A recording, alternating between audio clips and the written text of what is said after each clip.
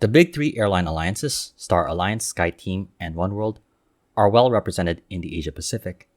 The major airline alliances are often comprised of full-service carriers, though in recent decades we have seen the influence of low-cost carriers, simply referred to as budget airlines, in the aviation industry. Some of them have become the dominant carriers in their respective countries. So one may ask, what if budget airlines decided to collaborate and form their own airline alliance? It might actually come to a surprise to some that it actually has been attempted before, and Asia was the venue of the world's first budget airline alliances. In the year 2016, two low-cost carrier alliances were formed: Hong Kong-based UFly and Singapore-based Value Alliance. Both had great ambitions for growth and collaboration among the budget airlines in Asia. However, their visions did not work out, and at present they are no longer active.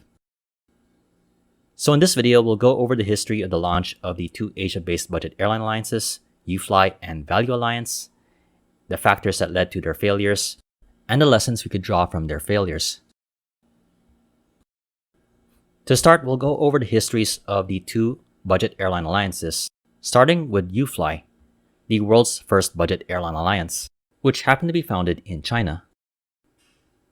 Comprised of four budget airlines from the HNA Group, HK Express, Lucky Air, Rumcui Air, and West Air, UFly was launched on January 18, 2016. With a large market presence in mainland China, it aimed to provide low-cost travel and seamless connections throughout the country, tapping into the four founding airlines networks. During the launch event, Andrew Cohen, the then CEO of UFly, highlighted the value of the world's first low-cost carrier alliance for customers, saying, quote, "With the launch of the first low-cost carrier alliance in the world, we are entering into a new era of travel that speaks to what travelers really want: flexible and affordable routes that are also safe and secure." Cohen added, "Thanks to the cooperation from the innovative low-fare airlines, we are able to connect travelers from Asia and Greater China to an ever-increasing network of cities." UFly also enhanced reservations and airport procedures to facilitate streamlined passenger transfers across airlines. Plans were made for further expansion beyond China and into the rest of Asia.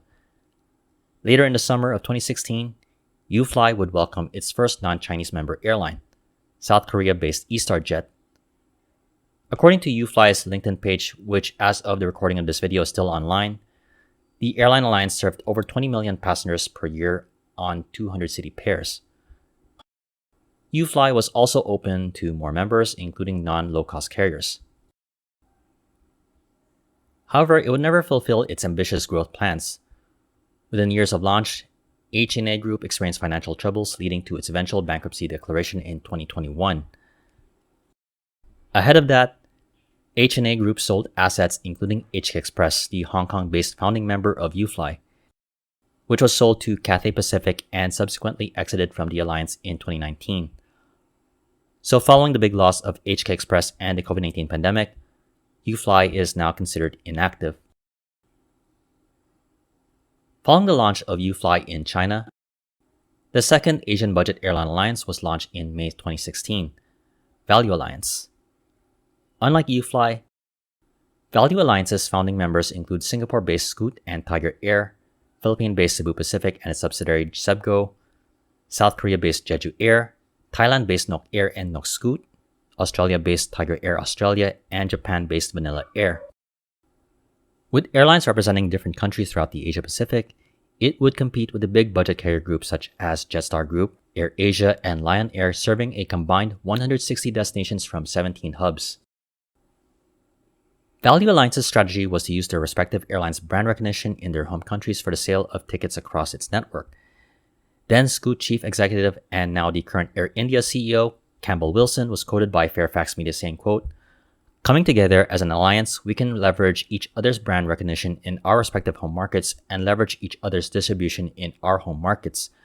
Further adding, we can present them itineraries that include sectors with all our partners. Separately, Lance Kongwei, who was at the time the Cebu Pacific president and chief executive officer, added, "All our airline partners are champions in their local markets and well regarded for their value and service regionally and nationally. The Value Alliance is a clear example of how low-cost carriers can accomplish more by working together than we could do individually. To facilitate the sale of interline tickets across each member airline, Value Alliance would incorporate technology from Air Black Box. Customers would be able to see the same fares, including discount fares that were promoted by one of the member airlines across the other's respective websites. They would also be able to book the different add-ons for each flight, such as baggage allowance, seat selection, and meals. Along with the connecting flights, it would also show up on a single booking. Value Alliance became the fourth biggest airline alliance in the world. However, despite taking an innovative approach for interline bookings across its network, the alliance experienced difficulties leading into and during the COVID-19 pandemic. It would also lose members such as Tiger Air Australia in 2018, followed by Singapore-based Tiger Air's merger into Scoot.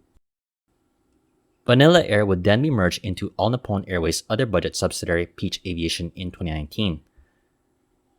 Scoot would then shut down during the COVID-19 pandemic in 2020. Similar to UFly, Value Alliance has since been inactive and the founding member airlines no longer mention anything about the airline alliance. However, Jeju Air, a founding member, sold its 13% stake in Value Alliance in 2024.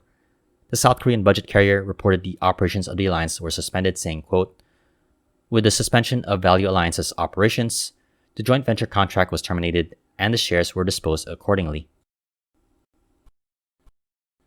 Asia's budget airlines, including former members of UFly and Value Alliance, have helped shape the aviation industry in the region. Despite their influence and innovation, they are not immune to failed business ventures like their fellow full-service counterparts. It also shows what works for some airlines or any business may not always work for the benefit for others. For those who travel to multiple destinations within Asia, the idea of interline ticketing across the budget airlines in the region is appealing. This is something that Value Alliance attempted to do, but in practice proved to be difficult for the budget airlines due to differing business interests. These differences could be seen in offerings of ancillary services, prices, and policies. Unlike their counterparts in Star Alliance, SkyTeam, and Oneworld, there appeared to be a lack of coordination on add-on purchases and fees and allowances for checked bags, which would make dealing with connections truly seamless.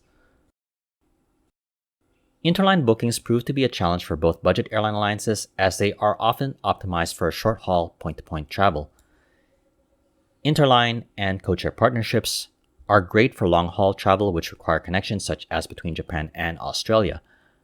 However, travelers also consider other factors beyond who offers the cheapest fares, such as frequent flyer benefits, flight schedules, comfort, especially on long flights, lounge access, meals and beverages, baggage allowance and transfer, and the overall transit experiences, such as using the same terminal building at the airport. In some cases, direct short-haul routes operated by full-service carriers or even the other fellow budget carriers can often be better and cheaper.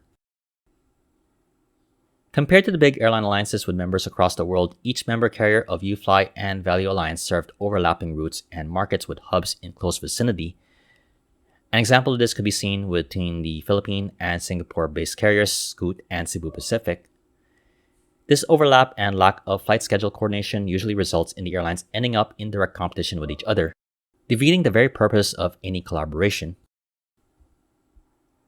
In China, while UFly aimed to connect cities throughout the country, there are great air and ground transportation options already. From Hong Kong, travelers can opt to fly with Cathay Pacific or the mainland carriers throughout the country. Often, the other travel options such as high-speed rail are more convenient, appealing, and a cheaper option with networks similar to what airlines offer.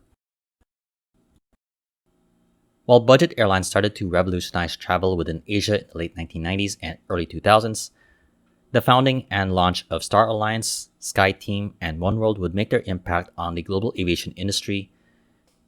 They were the first movers, but a major factor in their continued success was their founding members represented different regions around the world.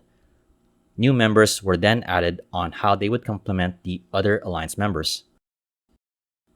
Any would-be founding carriers of a future budget airline alliance would be wise to learn from the mistakes of UFly and Value Alliance. Potential founding budget airlines should seek founding carriers whose networks do not overlap with hubs very close to each other. An example of this is if you are partnering with Cebu Pacific for travel between Japan and Australia, it may not be wise to add a Taiwanese-based partner. To access mainland China, a partnership with HK Express via Hong Kong could be efficient than trying to partner with more local budget carriers.